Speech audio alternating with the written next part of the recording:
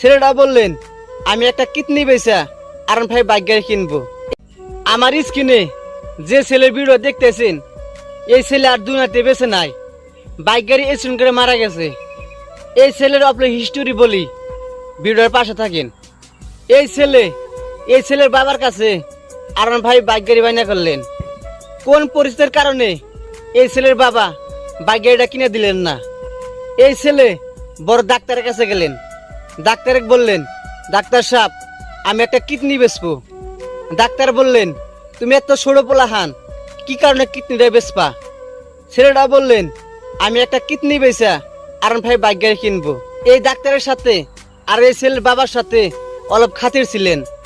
এই ছেলের বাবা বাড়িতে ন আসলেন, বাড়িতে ন আইসা R15 বাইক গাড়ি কিনে দিলেন। বাইরে R15 বাইক গাড়ি পাইয়া এমন স্পিড গাড়ি চালায় আশেপাশে মানুষ থাকলি উড়ানে যায়। সেই বাইক গাড়ি মৃত্যু উপহার দিল। মনে করে যেন জিম্মি যায় তুফান বরাবর। বাইরে এভাবে গাড়ি চালাইতে লাগে না, আল্লাহ বেজার হওয়া যায়। আল্লাহ তোমাকে যে ক্ষমতা দিছে এহানি ক্ষমতা নিয়ে চলো।